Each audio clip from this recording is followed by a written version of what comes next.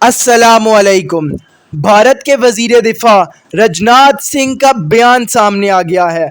उन्होंने अपने इस बयान से खिताब करते हुए कहा कि पाकिस्तान के खिलाफ हमारा ऑपरेशन सिंदूर अभी ख़त्म नहीं हुआ। उनके इस बयान ने खित्ते के अंदर एक नई बहस को छेड़ दिया है। ये बयान उस वक्त सामने आया है जब पाकिस्तान और सऊदी अरब अभी अभी दिफाई मुआहदे के ऊपर दस्तखत कर चुके हैं। अब सवाल ये उठता है कि आखिर भारत को पाकिस्तान और सऊदी अरब के दरमियान मुश्तरका दिफाई मुआहदे से क्या नुकसान पहुंच सकता है।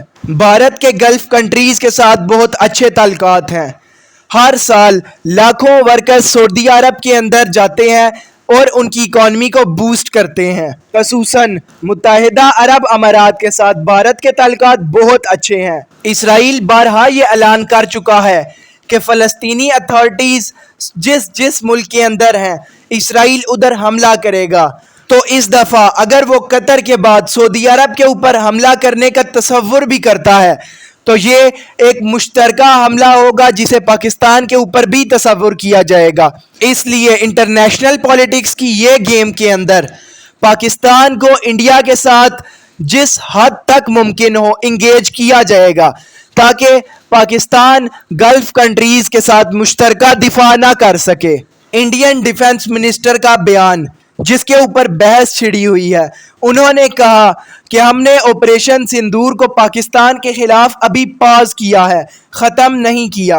अगर पाकिस्तान ने मुस्तकबिल के अंदर इस तरह के मज़ीद टेररिस्ट अटैक और दहशतगर्दाना हमले किए तो हम दोबारा पाकिस्तान के ऊपर ऑपरेशन सिंदूर लॉन्च कर सकते हैं। पाकिस्तान की जानिब से बारहा इसकी वजाहत दे दी गई है कि भारत के खिलाफ पाकिस्तान दहशतगर्दाना कार्रवाइयों के अंदर मुलव्विस नहीं है और पाकिस्तानी लीडरशिप का कहना है कि ये भारत के अंदर एक फॉल्स फ्लैग ऑपरेशन करवाया गया था ताकि दोनों मुमालिक को एक दूसरे के साथ जंग के अंदर धकेला जाए।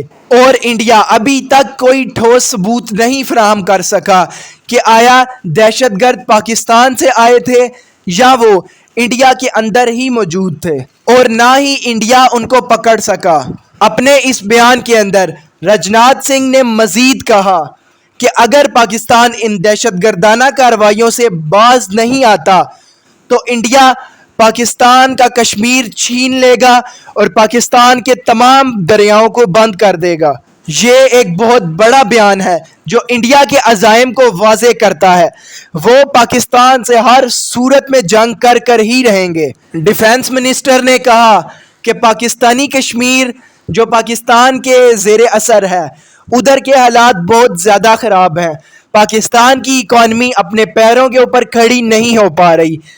पाकिस्तानी कश्मीर की आवाम खुद ब खुद ही इंडिया के साथ मिल जाएंगे। भारत को कोई बाकायदा हमला करने की ज़रूरत नहीं है क्योंकि बलूचिस्तान के अंदर KPK और कश्मीर के हालात बहुत ज़्यादा ख़राब होते जा रहे हैं। उन्होंने कहा कि पाकिस्तान की अपनी गलत पॉलिसीज़ की वजह से पाकिस्तान टूट जाएगा। दूसरी जानिब पाकिस्तान के वज़ीर ख़ारजा इसहाक डार का कहना है कि पाकिस्तान की इकॉनमी अल्हम्दुलिल्लाह अपने पैरों के ऊपर खड़ा होना शुरू हो गई है। पाकिस्तान अब तरक्की की राह पर चल पड़ा है, लेकिन अब इंडिया के लिए हर रोज़ कोई नई बुरी खबर आती है। अभी पिछली वीडियो के अंदर जैसा कि मैंने आपको बताया कि डोनाल्ड ट्रंप ने अमेरिका के अंदर तमाम गैर मुल्की लोगों को जो उधर बिजनेस करते थे उनके ऊपर टैक्स लगा दिया है। अगर आपको अमेरिका के अंदर रहना है तो आपको H1B वीज़ा हासिल करना पड़ेगा जिसकी कीमत 1 साल के लिए $1 लाख है।